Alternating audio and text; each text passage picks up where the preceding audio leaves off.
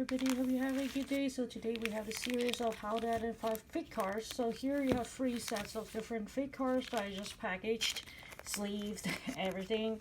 I got these as part of my childhood thing, and I still kept it because they're pretty good condition. I really like those cards because it actually has the majestic factor there. If it didn't have that factor, it probably wouldn't be kept like this condition. But I just figure out, okay, is educational purposes video would be nice to tell how you can tell fake cards or not. So just full story. There's near the subway station where I go home every single day. There's like a vending machine that dispense card. These are the old days when you have machines like Gachapon looking like machines. And but instead of Gachapon with the ball coming down, you have the slot, like a slot. I'll try to find a picture. I don't know if I can, but basically a slot. When you dial in the thing, a card will spit out like from that slot. So imagine that. So if you can look at these cards, and if I can take one out, you can tell right away. These are the heavy pennies. These are the heavy sleeves. These are the back protector sleeves, like these sleeves. So these are like heavy ones. You can see the cards are all bent because they are like cheaper paper quality.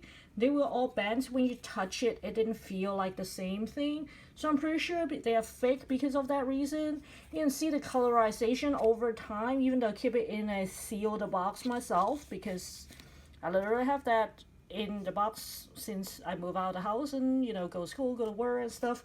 So it was not touched until like recently when I do the move in October. So you can see the quality is worse. That's kind of like one of the factors. You can see the color is decolorized. You can see also the what do you call that? The prism is different from authentic ones. When you're a kid, you don't care, but when you're older, you can tell. So you can see stuff off center because they cropped the image to remove the copyright in case they got sued. You can see, like I said, the prism is so different from like regular Sailormoon cards. They also have this type of prism that they have. Again, it's fake. You can see because it got cropped, the copyright is not there, the font is so low.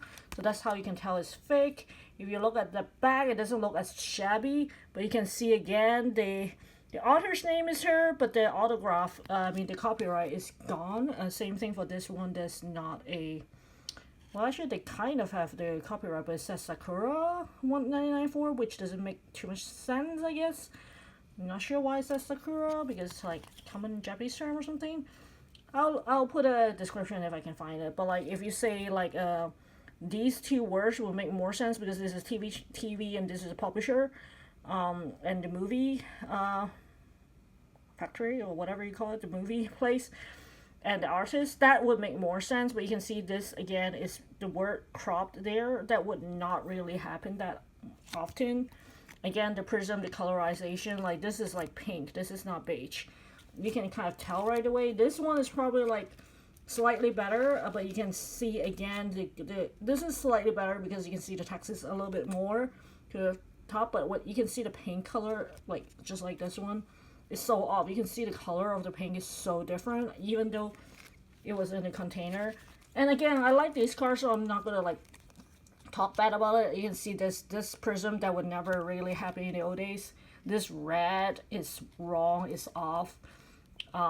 So that's how you can tell if you get a fake card, obviously, from that perspective when you're like vintage and stuff.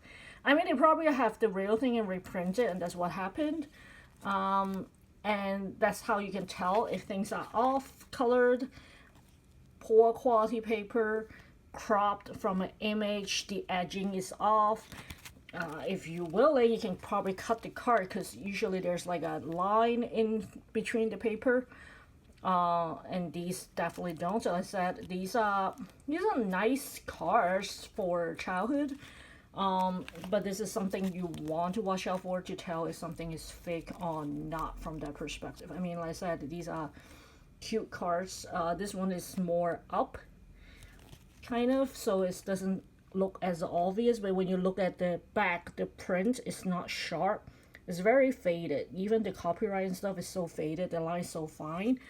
It doesn't look as obvious. This one, on the other hand, it's kind of hard to tell because it doesn't like check all the boxes that have fake kind of thing.